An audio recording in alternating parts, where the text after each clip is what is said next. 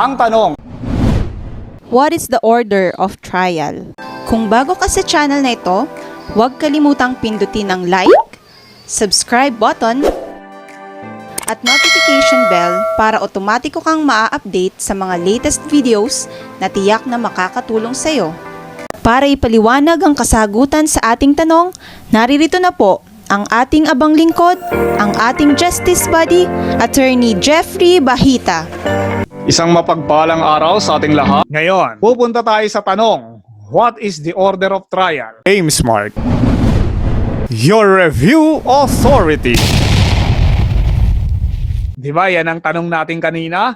Ano ba ang mauunang magpresenta ng ebidensya? Prosecution or defense? Ang sabi ng ating criminal procedure, the prosecution shall present evidence to prove the charge and in the proper case, the civil liability. Malamang yung prosecution or yung nagbibintang or nag-aakusa ang may obligasyon na magpresenta ng ebidensya. Hindi yung akusado, hindi yung inaakusahan ang mauuna. Ang mauunang magpresenta bilang pangkalatang alituntunin ay ang ating taga-usig. Tignan nyo mabuti. The prosecution shall. Obligasyon yan because of the word shall. Hindi may, no? Hindi pwede. Ang sinabi dyan, dapat. The prosecution shall present evidence. Bakit kamo? Sila yung nagre-reklamo Sila yung nag-aakusasyon Dapat sila ang magpatunay. Sila ang unang magpipresenta ng ebidensya.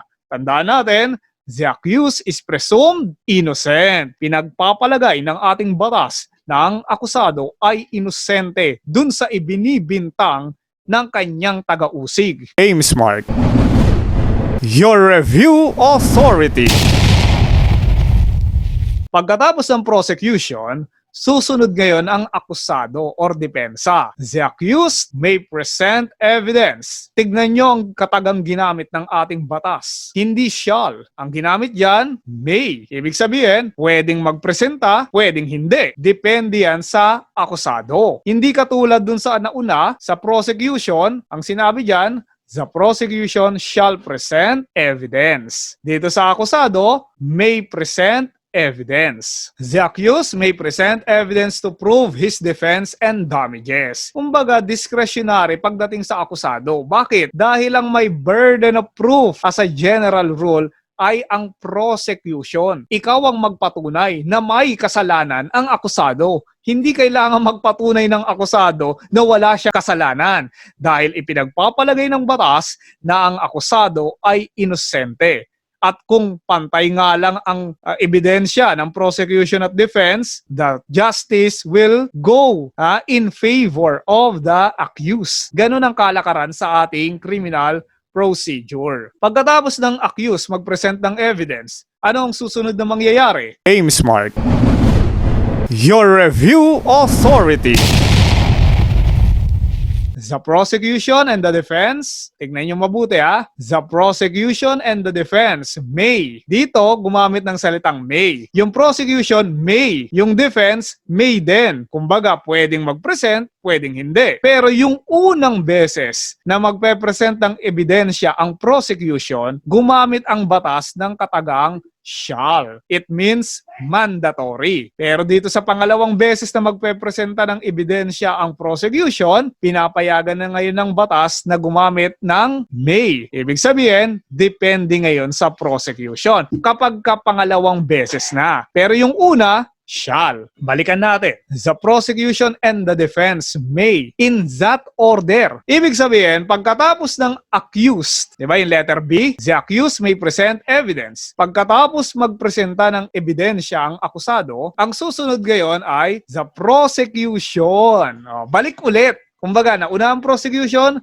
susundan ng defense, susundan ngayon ng prosecution. Tapos kung gusto ng defense, pwede pa rin. Yung pangalawang beses na magpe-present ng ebidensya ang prosecution pagkatapos ng accused, ang tawag ng batas dyan ay rebuttal evidence. Salungguhitan nyo mga buddies. Rebuttal evidence. Kapag tapos naman ng prosecution na mag-present ng rebuttal evidence at gustong mag-present ng accused or ng defense ng ebidensya, ang tawag ng batas dyan ay surrebuttal evidence. Tatandaan nyo yan ha? Rebuttal and surrebuttal evidence. James Mark. Your review authority.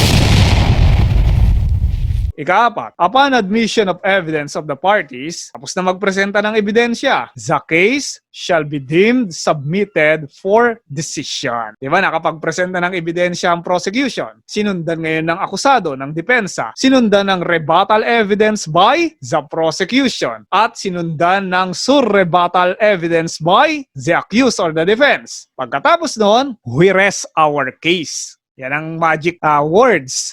We rest our case, Your Honor. In that case, yung kaso ngayon ay sinasubmit na sa decision ng ating hukuman. Unless the court directs them to argue orally or to submit written memoranda. Kumbaga, bilang pangkalatang alituntunin, sinasubmit na yung kaso para magdesisyon na ang ating hukuman. You rest your case na nga, di ba? Your Honor, we respectfully rest our case. Tapos na. Unless, sabihin ng korte, hindi, mag-set pa tayo ng hearing, maglaban pa kayo, magdebate pa kayo. O kaya naman, sabihin ng korte, kahit nag-rest na kayo ng case, mag-submit kayo ng written memorandum or memoranda. Ibig sabihin, gagawa na naman ng pleading, yung dalawang partido, at doon na nila ilalagay ang lahat ng kanilang argumento kasama ang pamato at pananggulo. Kumbaga lahat na ng bala nila, ilagay nila doon. Pagka-submit nun, tsaka magdidesisyon ang ating kagalang-galangan na hukuman. James Mark. Your review authority. Panglima, when the accused admits the act or omission charge, kailan nga tinatanggap ng ating akusado? During arraignment and plea. Pagka tinanggap niya, Your Honor, ako nga po ang nakapatay kay Pedro. However, napatay ko siya because I acted by virtue of self-defense. Yan ang tinatawag na the accused admit the act or omission charge but interposes a lawful defense. Tandaan natin, self-defense is a justifying circumstance. And a justifying circumstance is a lawful defense. Tama? Inaamin ko po, Your Honor, na ako ang nakapatay dito kay Pedro. Subalit, napatay ko siya dahil ipinagtanggol ko lamang ang aking sarili. Sa ganong punto, mga buddies, the accused interposes a lawful defense. Pagka ganun ang nangyari, ano ang susunod na mangyayari? The order of trial may be modified. Yung sequence o pagkakasunod-sunod daw ng trial ay pwedeng mabago kapag ka inamin ng akusado yung complaint laban sa kanya pero nagbigay siya ng lawful defense. James Mark. Your review authority. Balikan natin. Bilang pangkalatang alituntunin, sino ang mauunang magpresenta ng ebidensya? Diba ang prosecution? Susundan ngayon ng defense. Susundan ng prosecution. Rebuttal. Tapos susundan ng defense. Surrebuttal. Tama? Pero ang punto, sino ang nauna? Prosecution. Pero dito sa letter E na tinanggap or inamin ng akusado yung bintang laban sa kanya, pero nagsasabi siya ng self-defense, yung order of trial may be modified. Paano? Di mauuna ngayong magpresenta ng ebidensya yung defense dahil inamin niya yung bintang laban sa kanya. Pero meron siyang lawful defense. Nakuha natin to mga buddies? Nabitin ka ba sa ating talakayan? Panoorin mo ang iba pang videos ng ating Justice Body. Dahil ang sabi sa Kawikaan 13:20, ang nakikisama sa may unawa ay magiging matalino, ngunit ang kasama ng mangmang ay masusuong sa gulo.